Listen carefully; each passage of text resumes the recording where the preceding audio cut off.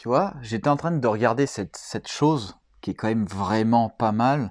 Une chose qui est faite 100% sur mesure. C'est magnifique. C'est un gars de base. Voilà, c'était un abonné à la base.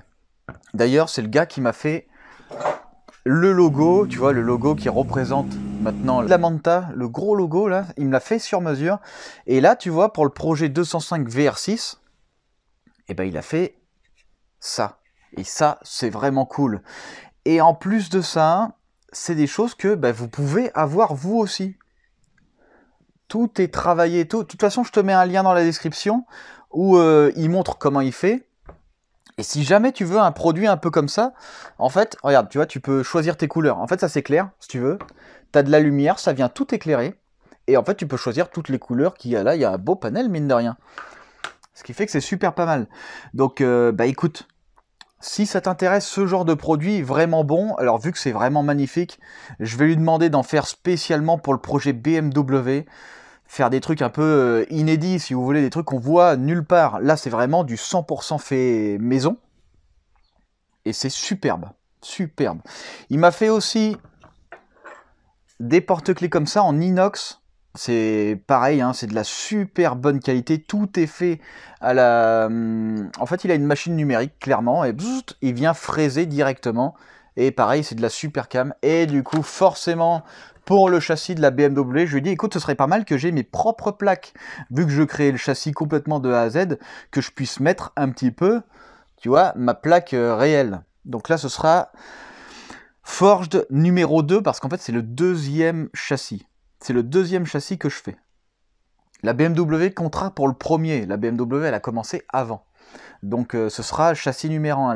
La 205, on est sur le châssis numéro 2. Et je lui ai dit, écoute, en laiton, ce serait pas mal parce que c'est pas mal. Qu'est-ce que tu veux que je te dise de plus?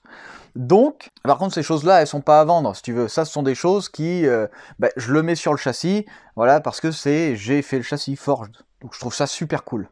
Je trouve ça super cool. C'est moi qui lui ai demandé et il me les a fait avec plaisir. Donc écoute, ce gars-là, il fait pas mal de choses. Comme je t'ai dit, tu vois, comme ça. Comme le porte-clés qu'on a vu. Et franchement, c'est vraiment cool. Donc évidemment, si t'es intéressé par des produits comme ça, enfin des produits, pas des produits que tu peux demander sur mesure, parce qu'en fait, faire un prototype, faire machin, c'est extrêmement long, extrêmement chiant, quoique tu peux toujours essayer de lui demander de faire des choses sur mesure, pourquoi pas. D'ailleurs, je vais lui demander pour la BMW, comme je t'ai dit, d'avoir un peu le même style de truc. Mais en tout cas, si ça t'intéresse, tu vois, le logo du VR6, comme ça, de la 205 VR6, eh ben, tu peux aller voir en description. Alors, du coup, sur la 205, la semaine dernière, je t'expliquais un peu, tu vois, l'épure de Gento, la Karmann, c'est pareil, c'est la même chose. Et il a fallu modifier clairement les fusées. Et de toute façon, tu vas voir dans cette vidéo qu'on était obligé de le faire parce que rien que le choix du pédalier, déjà, fait que, on était mort dès le début. Donc, enfin, mort. J'avais déjà décidé de faire ça comme ça de toute façon. Mais en fait, avec le pédalier suspendu, notre transmission passe pas. Enfin, je te l'explique en vidéo, je te l'expliquerai. À part ça, ça avance pas beaucoup parce que mes deux bouteilles de gaz sont vides. Donc une pour l'argon, pour le TIG, et une pour argon plus CO2 pour le châssis. Du coup, j'ai pu commencer à découper mes pièces, faire mes trucs. Par exemple, les barres anti-roulis qui seront réglables. Donc on pourra régler la dureté des barres anti-roulis avant et arrière. Ce qui fait qu'on pourra moduler ça en fonction de la tenue de route. Donc il faudra faire des essais routiers, évidemment. Mais tout ça, j'ai tout créé déjà. J'ai tout fait en sorte que... Mais ce que j'ai pas, c'est le pouvoir de souder. Donc j'attends mes bouteilles pour après finaliser tout ça. Donc la voiture, elle avance. Je suis coincé par ça. Il faut attendre le capot. Une fois de plus, sans le capot, on ne peut pas créer l'avant. Alors j'espère que ça va arriver vite. Évidemment, comment il s'appelle? Celui qui construit les capots, parce que c'est chez un professionnel, il y a eu du retard pour les capots. Peut-être qu'il y a eu des problèmes de moule, peut-être qu'il y a eu des machins. Je sais pas, mais ça fait presque 2 mois. Ça fait 2 mois, 2 mois. C'est 2 mois. En 2 mois, on a toute la bagnole entière, quoi, quasiment. Ouais, c'est peut-être un peu exagéré, mais tu vois, donc c'est fatigant, c'est fatigant. Mais bon, ça fait partie, voilà, ça fait partie du monde, hein, le monde. Il avance à un certain rythme, et puis ce rythme-là, on peut pas le changer, il y a des imprévus, il y a du ci, il y a du ça.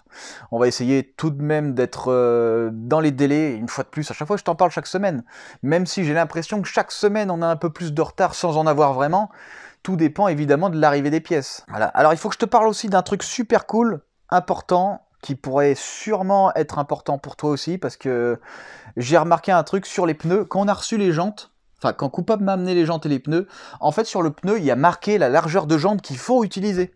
C'est vraiment marqué, noir sur noir, tu vois, parce que tu vois, c'est moulé, donc ouais, c'est noir. Bref. Et du coup, on a mis du 10 pouces, alors qu'en fait, pour les 275, c'est marqué sur le pneu qu'il faut du 9,5. Et ce qui se passe, c'est que le pneu, il fait un petit arrondi comme ça, tu vois. Parce que vu qu'il est tendu sur les bords, il vient s'affaisser, même s'il y a la pression, mais vu que c'est un pneu qui n'a pas trop de hauteur par rapport à sa largeur, ce qu'il fait, c'est qu'il se creuse au milieu. Donc, on a demandé à King Tool, d'ailleurs, merci infiniment, parce qu'il les a sortis ultra vite, de refaire des jantes en 9,5 pouces pour que les pneus soient parfaitement ajustables. Voilà, c'est King Tool qui nous a fait les super jantes magnifiques que Coupable l'a emmené là-bas parce qu'il le connaît bien. Et du coup, normalement, Coupable est censé sortir une vidéo où il explique un petit peu comment ça se passe chez lui. Donc des jantes en tôle sur mesure comme ça, il a des machines spéciales pour que ce soit parfaitement équilibré, pour que ce soit parfaitement centré, tout est super bien fait, c'est magnifique. Une fois que c'est soudé, il met un revêtement interne pour l'étanchéité, c'est de la super qualité, c'est du professionnel, hein, c'est du professionnel. Donc franchement, merci encore, merci mille fois pour ça, pour ces superbes jantes. Écoute, ce qu'on fait aujourd'hui, on continue un petit peu sur le châssis, on a 2-3 détails à voir. Il faut installer le pédalier, il faut installer la colonne de direction parce qu'il y a un rapport entre les deux, de place, tu vois. Donc, on fait ça.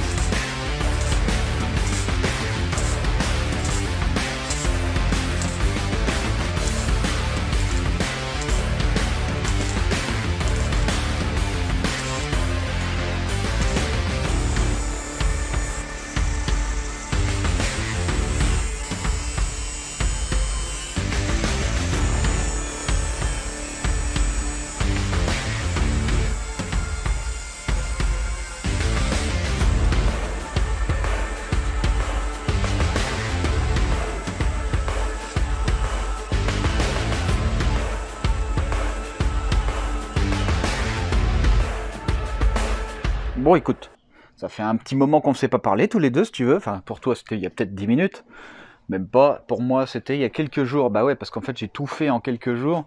Et je me suis pas trop arrêté pour t'expliquer quoi que ce soit, tu vois. Il faut pas oublier qu'on a un... Comment on appelle ça? Un pédalier avec des sorties et maître cylindre indépendant. Du coup, ça prend une certaine place. Ça prend une certaine place, mais nous, on doit faire passer la... Où est-ce que c'est? Mince. Hop. La transmission de direction. Regarde. Si je l'avais laissé devant, la transmission serait passée ici. Sauf que là, tu vois le bruit que ça fait? C'est là qu'on va mettre nos pédales. Alors que ici, hop, vu qu'on est vers l'avant, tu vois, tac, on peut le mettre ici. Ça va, voilà, on passera à peu près comme ça, on va rallonger la barre. Et ce sera bien mieux, ça c'est sûr. Ce qui fait qu'en fait, on ne va pas gêner les futurs maîtres cylindres. Parce que oui, maintenant, par priorité, je vais d'abord m'occuper du pédalier. Pour moi, c'est la priorité. C'était soit le volant, soit le pédalier. Sauf que le volant, le problème, c'est que si je le mets et que ça gêne le pédalier, eh ben, je préfère avoir des pédales bien placées, tu vois, plutôt qu'un volant qui part en... Enfin, écoute, je sais même pas ce que je dis. Ce qu'on va faire, je vais aller dedans. Hop.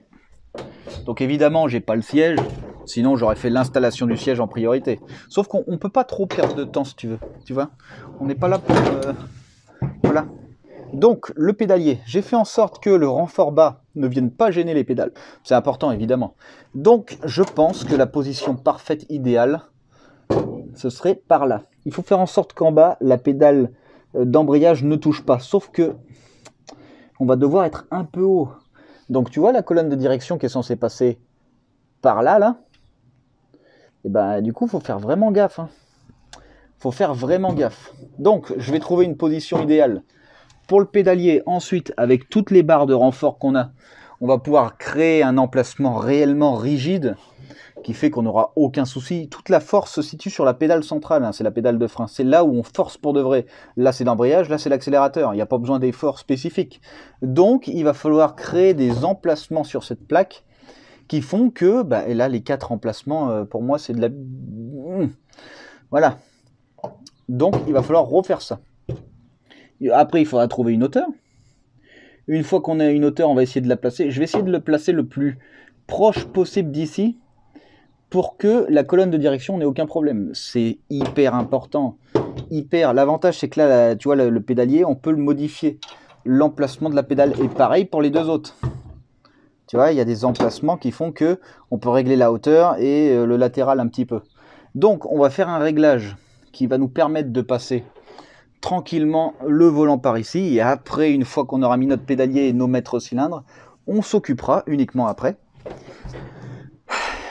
de la mise en place du volant. Et là, soit je récupère le siège tout pourri, ouais, je pourrais le récupérer, remarque. Enfin, vu qu'il a plu, il a pris un peu l'eau. Mais bon, je vais quand même aller le chercher, le siège, pour être bien. Alors le siège, ce sera pas pour les pédales, parce que les pédales, bon, ça ira. Ce sera surtout pour le volant. Et ouais, tu vois, l'emplacement volant, c'était là. Donc je sais que le volant sera à peu près par là, sauf qu'en fait, il y a aussi la longueur du volant qui est importante. C'est pour ça qu'il faut le faire en priorité. Pour moi, c'est la priorité. Le pédalier est prioritaire sur le reste. Hop, parce qu'on pourrait aussi très bien, ça gênera pas trop, faire notre emplacement de réservoir d'essence comme c'était prévu. Et on peut même faire l'emplacement du radiateur d'eau. D'ailleurs, j'ai un petit peu hâte de le faire celui-là, parce que ça va être vraiment cool. Ça va être vraiment cool, le radiateur d'eau. Là, ici, il va être penché. Il va être penché, il y a une évacuation d'air capot. Donc on fera un conduit en aluminium qui fait que l'air viendra s'échapper par le capot. Du coup, ça fera dépression par le capot, alors que ici, ça fera pression entrante. Bah écoute, regarde, pas mal. Pas mal.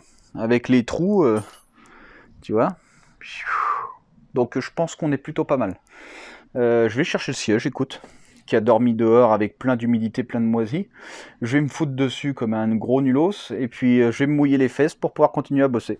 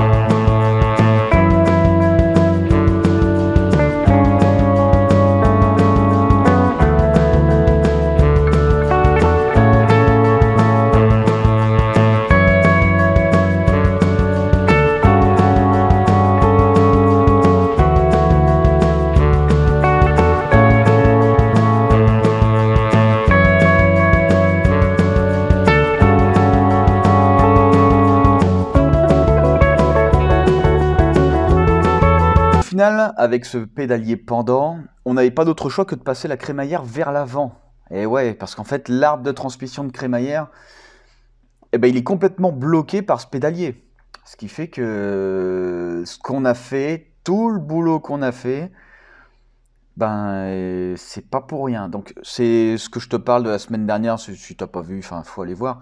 Si ça t'intéresse, sinon tu restes là où t'es très bien. Mais au final, de passer la crémaillère vers l'avant, de modifier complètement les fusées pour pouvoir tout réadapter, du coup de passer à une nouvelle crémaillère. Là j'ai fait l'emplacement, on a vu en début de vidéo, l'emplacement de la crémaillère était fait, sauf qu'en fait on change de crémaillère évidemment, parce que celle-là elle tourne dans le mauvais sens, vu qu'on a inversé la position des maintiens de rotule de direction. Donc tout ça pour dire que de toute façon, quoi qu'il arrive, avec le pédalier qu'on a, on était obligé de la passer vers l'avant. La place, déjà même pour le passer vers l'avant, il a fallu faire des grosses modifications, on verra ça la prochaine fois, ou une autre fois, hein, je sais pas, on verra bien. Mais il a fallu réallonger la colonne de direction, on a dû recréer du coup un emplacement sur la crémaillère qui correspondait à celle de la 205. Donc on a cassé, entre parenthèses, on a ouvert la crémaillère de la 205 pour pouvoir récupérer uniquement la pièce d'adaptation des doubles cardans. Parce que ce qui est bien sur ce véhicule, c'est que ce sont des cardans, ce ne sont pas des caoutchoucs, ce ne sont pas des... je sais plus comment on appelle ça. En fait, ce sont des caoutchoucs qui remplacent les cardans, mais le problème, c'est qu'on a du jeu. On peut avoir du jeu et c'est pas top. Là, au moins, avec du cardan, ce sont des liaisons mécaniques sur pivot qui fait qu'en fait, on n'a pas de perte par transmission. Enfin, on n'a pas de perte de jeu, si vous voulez. On n'a pas des jeux excessifs et on n'a pas des mouvements un peu aléatoires. Donc, écoute, je regrette pas une seule seconde d'avoir passé 10 000 heures pour quelque chose d'un peu...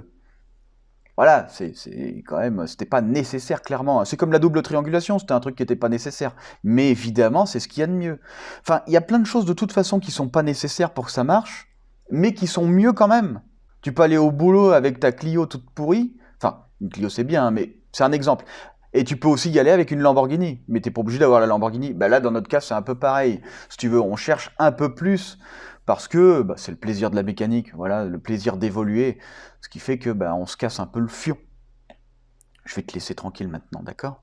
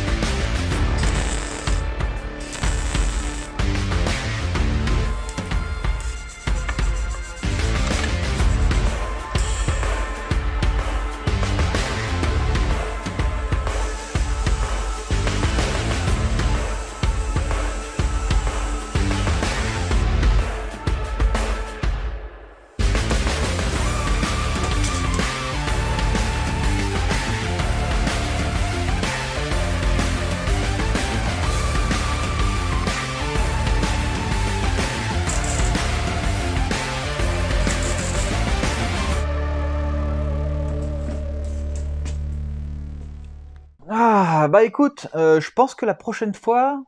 Alors en fait, je travaille sur tout à la fois. Le circuit frein, le circuit carburant, la direction, le circuit d'eau, et en fait parce que tous ces éléments ont un lien de place. On a un véhicule extrêmement petit, j'ai fait en sorte que tout soit compressé sur l'avant pour éviter le maximum le porte-à-faux, sauf le radiateur d'eau qui est en porte-à-faux, mais il faut pouvoir tout regrouper, et en fait le fait de tout regrouper, il faut savoir où va quoi, qui est prioritaire sur quoi. Par exemple, tu vois, la colonne de direction, bah si tu veux, il doit y avoir un amènement, ça doit emmener quelque part. La transmission doit arriver directement à la crémaillère. Donc déjà, cette place-là pour la crémaillère, elle est forcément fixe. On peut rien faire d'autre. Après, derrière, il faut regarder le réservoir d'essence, où on le place, le réservoir tampon, évidemment. D'ailleurs, il y en a plein qui m'ont demandé comment on fait le circuit réservoir d'essence, réservoir tampon, pour pas avoir de problème. Et ben justement, on en parlera le moment venu. Donc c'est toujours pas maintenant, mais ce sera sûrement pas la semaine prochaine, mais peut-être la semaine d'après. Voilà, parce que de placer un réservoir tampon, il y a des façons de faire le circuit carburant, qui fait que, bah, en fait, c'est super, quoi, c'est parfait. Même si ton réservoir tampon, tu l'emmènes en haut de la tour Eiffel, bah, ton réservoir tampon ne se vide pas. Voilà, là tu vas pas me croire, mais en fait si, mais tu verras. Je t'expliquerai. Et, et du coup, bah, il faut tout pouvoir mettre. On mettra aussi le frein à main hydraulique. On s'occupera aussi du levier de vitesse. On mettra juste l'emplacement levier de vitesse. Parce que forcément, il y a un lien entre le levier de vitesse et le frein à main hydraulique. Ils sont côte à côte. Tout dépend de l'architecture de la voiture. Donc au final, on ne peut pas juste faire que le circuit frein. On ne peut pas juste faire que le circuit carburant. On ne peut pas juste faire que le circuit d'eau. Il faut un ensemble d'éléments qui soit global. Ce qui fait qu'on fait chaque chose à la suite, mais de différents éléments. On va essayer de faire en une seule fois la semaine prochaine. Est-ce qu'on fera le circuit frein? On va voir. On essaiera de le faire en une seule fois, mais en fait on verra dans la vidéo qu'il y a des moments où il y aura le réservoir d'essence, il y a des moments où il ne sera plus, il y a des moments aussi, il y a des moments où ça, ce qui fait que bah, c'est un peu bizarre, Mais t'inquiète pas, je t'expliquerai tout, même le circuit frein, je t'expliquerai comment il faut faire le montage. D'ailleurs il y a plusieurs montages différents, mais je t'expliquerai comment on fait pour la 205. Voilà, donc ça c'est le feu. Bah écoute, je pense qu'on est pas mal, j'espère que ça te plaît toujours, parce que c'est vrai que là je la montre plus, parce que là j'ai eu récemment, tiens bah d'ailleurs, des gars qui habitent pas loin de chez moi là, ici, Auto Asiat 18, alors je sais pas si tu connais, ils font des rassemblements de voitures, tu vois, ils sont venus m'interviewer là cette semaine justement, donc j'ai perdu un jour à tout nettoyer et pour que ce soit propre, tu vois, voilà, pour que ce soit sympa. C'était vraiment cool. Et de voir des projets comme ils ont vu, apparemment, ça leur a vraiment plu.